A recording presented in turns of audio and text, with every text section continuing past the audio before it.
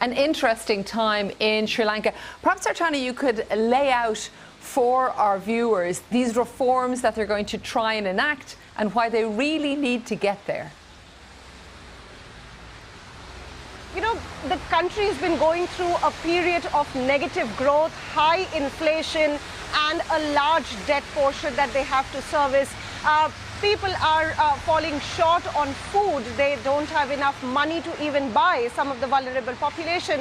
And there is a lot at stake here that the government needed to balance, both on short, mid and long-term policy reforms that will bring the country back on this economic path, while at the same time trying to shield and protect this vulnerable population. While in this budget, the eyes were on President Ranil Wickremesinghe, who in his capacity as finance minister read out his speech to get this fine balancing act, because the IMF is looking out for it, the international creditors are looking out for it, and even the local population here. But the budget really lacked a bit on the specifics. It did roll out the intent that the government wants to increase revenues on one hand, and they have planned to do it by increasing taxes, which is income tax, value-added taxes, as well as by restructuring some of the state-owned enterprises, maybe through privatization. That will help them boost the government coffers. But they, on the other hand, will also have to bring down the state expenditure, for which one of the proposals that they've put out is by reducing the retirement age of government employees.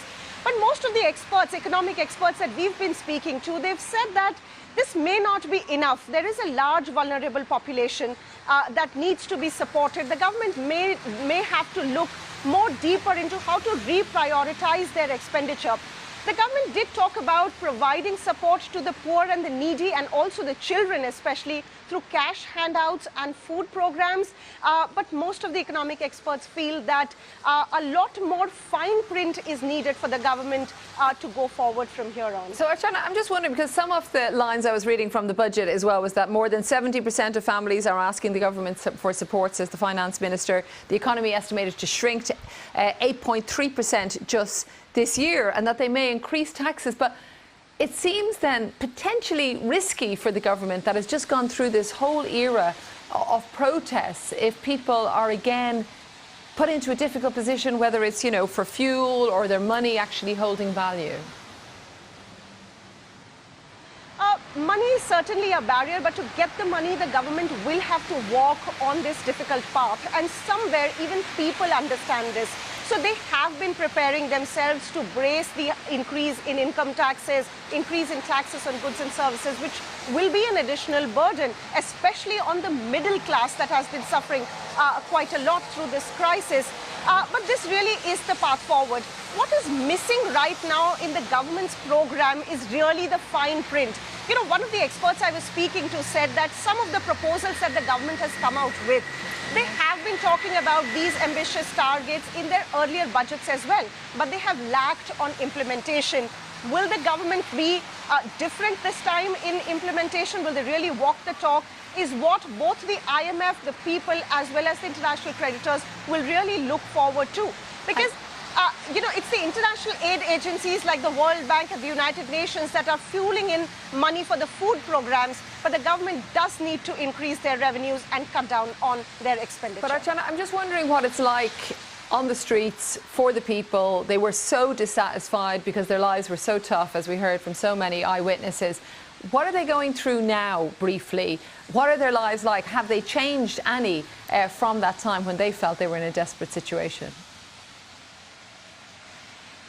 A lot has changed in the lifestyles of people. We've been speaking to housewives, to businesses, to people on the street.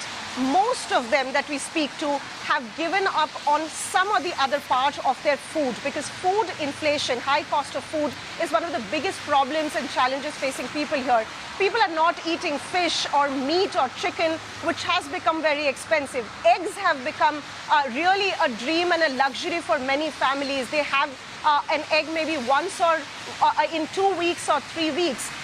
Most families, especially in rural areas, are cutting down on daily food, either in reducing their portions or in not really having the right nutritious food. They're surviving on just rice and maybe a potato curry through the day. So that really is the cut. And food is not the only thing that has become expensive. It's across the board. So high cost of living is one of the biggest burdens and which people are reeling through. And there really isn't a short-term answer to this. So the people will have to go through the pain to come out of it in the longer term.